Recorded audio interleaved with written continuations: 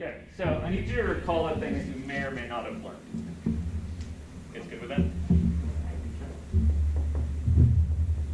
So I need you to recall or maybe learn about complex conjugation. So if I have a complex number z that's a plus bi, then z's conjugate, which we write z with a little bar over the top of it, which, since we're in the West, I suppose we should say bar z rather than z bar. Let's. Yeah, if this was a brand, like if this was stamped on a cow, you would read it as the bar z. Right. I'm gonna, as a mathematician, since I think mathematics was developed on the East Coast, say this as C bar. Okay, so what's the complex conjugate? Anybody recall? A minus I. Perfect. A minus bi. So we've made some claims in here, right, that certain things come in complex conjugate pairs. What are those certain things that come in complex conjugate pairs?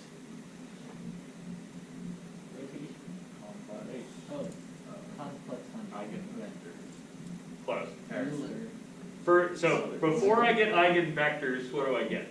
Eigenvalues. Eigenvalues. So if eigenvalues are non-real, they come in complex conjugate pairs, right? Yes, they do. Their eigenvectors also happen to come in complex conjugate pairs. So the students in the DE's class will make that connection, right? That's why we kind of have a form for A, B, U, and V for solving differential equations, rather than having a form for A plus B and a different form for A minus B. You see that? Okay. So, this is complex conjugation. I am, for the purpose of this little conversation, going to drop my usual vector notation. So I'm going to write vectors this way today for the next little bit. It's so that I don't have to write x as a vector's conjugate. You with me on it? So if I'm conjugating, say, a vector or a matrix, just assume that you're applying the complex conjugate to everything inside. You guys with me on it? Okay. Now I need one more little claim here that I'm just going to write down as fact. Here is a fact. How do you know? You'll know in just a second. If you have a real number, so I just said I was going to use x for vectors, so I'm going to call this a in the real numbers. Yes? Is equivalent to saying A is its conjugate.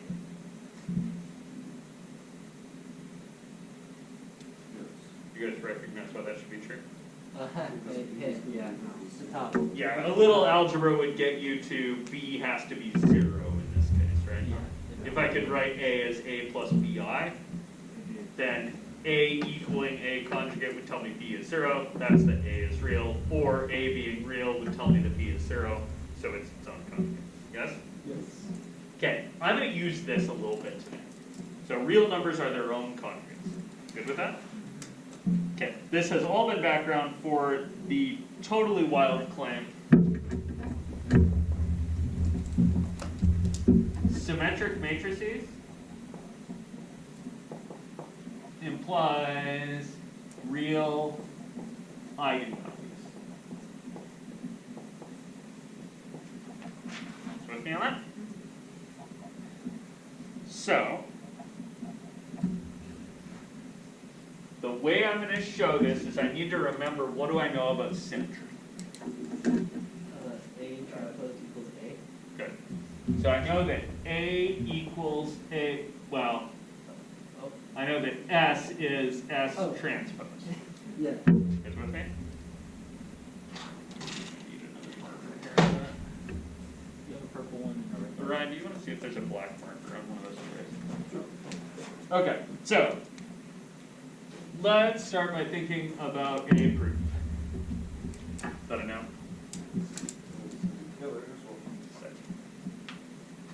I got you. skillful. So, thank you for the assist. So, if there's an eigenpair, right? Let's suppose we have an eigenpair. Lambda and, what do we call it, eigenvector? X. X.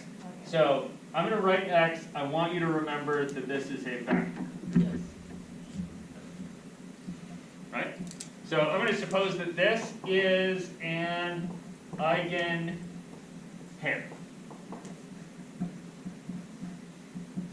For S, right? So what does that mean?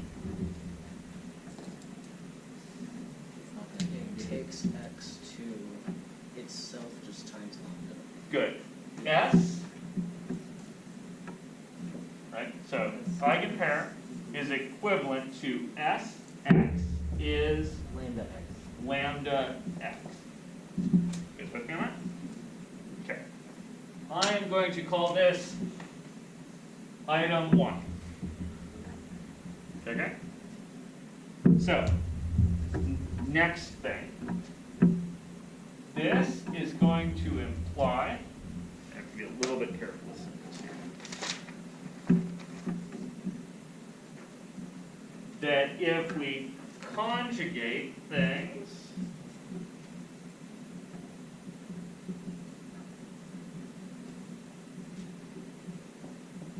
oops.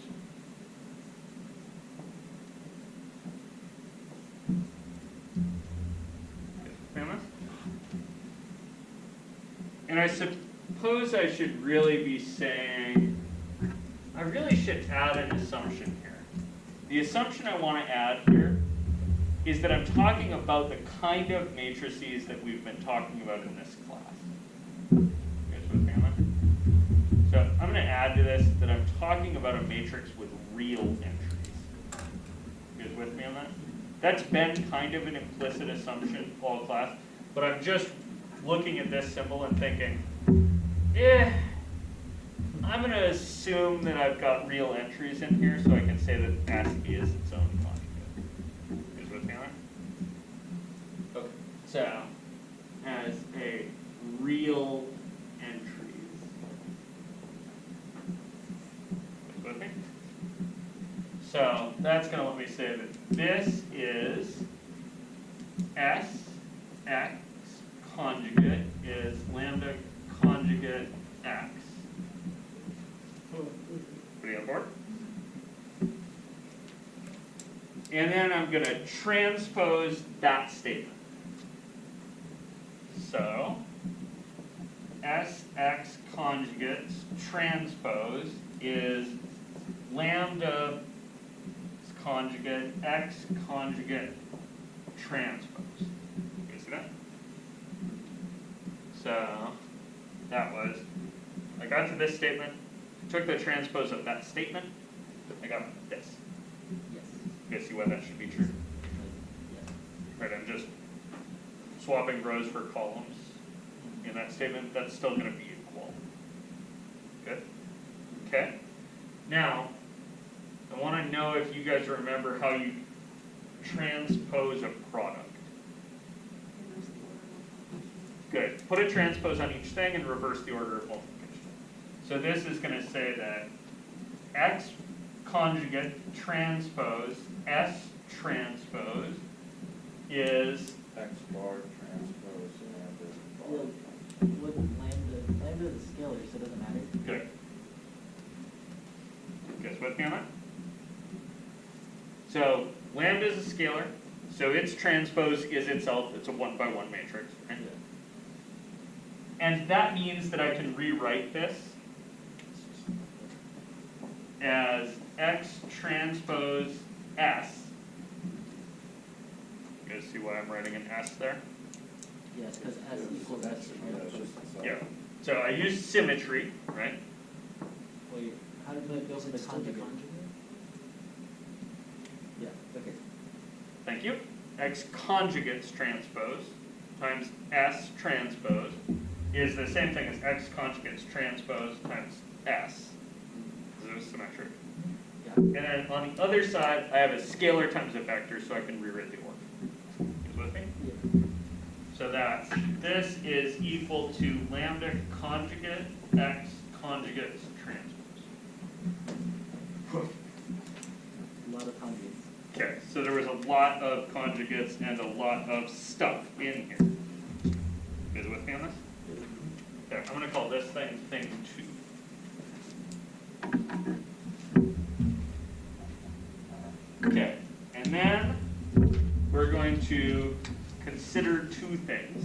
So I'm going to take statement 1 here, and I'm going to multiply from the left by x transpose, by x conjugate transpose. Is that what I want to do? Yes. So really this is me dot product. You guys see that? Yeah. So I'm going to do x conjugate transpose to that thing times this thing. Okay. So that's me dotting this crap with x conjugate. So I'm going to get x conjugate transpose times sx. That's just the dot product of x conjugate and sx. And that should equal x conjugate transpose lambda x. Good stuff. Yeah. Okay. And then I'm going to multiply the other one, this guy. You guys see something weird? Getting kind of close here. So I've got an x conjugate transpose s. So we're missing the x. Yeah, so I'm missing an x right here. So just You multiply guys see that? it. So I'm going to multiply this one from the right with an x.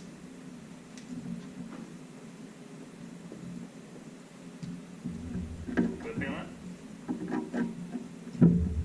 I should spend a second arguing that the categories make sense there. You guys see that?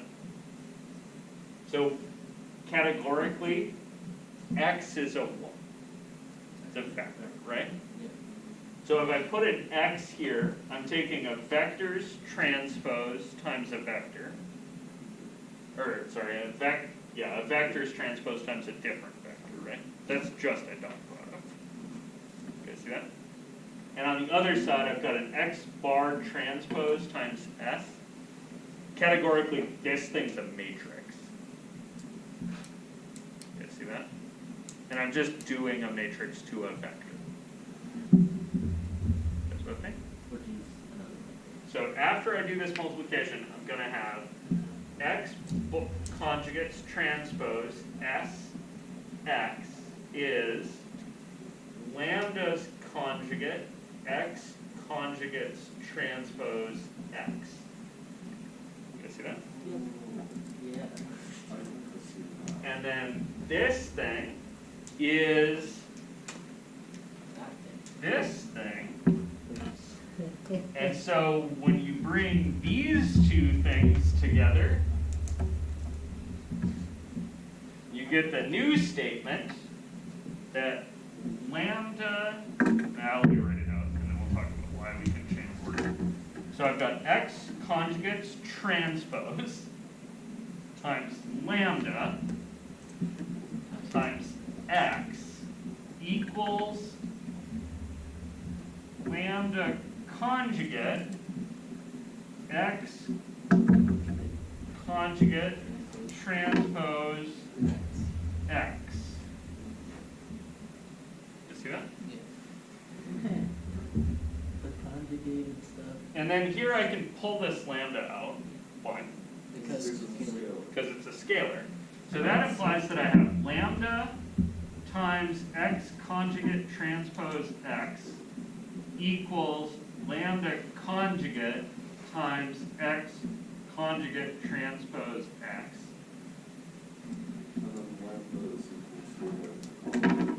Close. So either lambda equals lambda conjugate, or,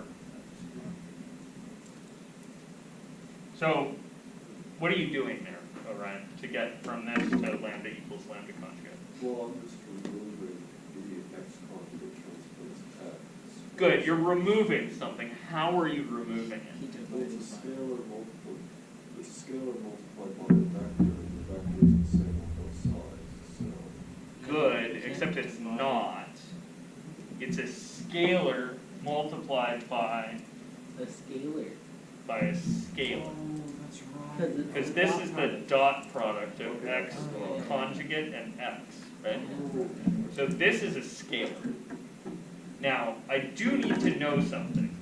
I need to, like, the removal process there is what? Just dividing it on every side. Yeah, you need to divide by that thing. Okay, see that? That's probably a fucking problem, isn't it?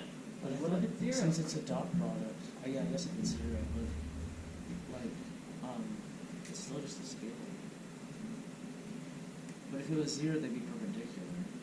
Uh-huh. If it was zero, they'd be perpendicular. I have a feeling that's getting towards the thing. The perpendicular.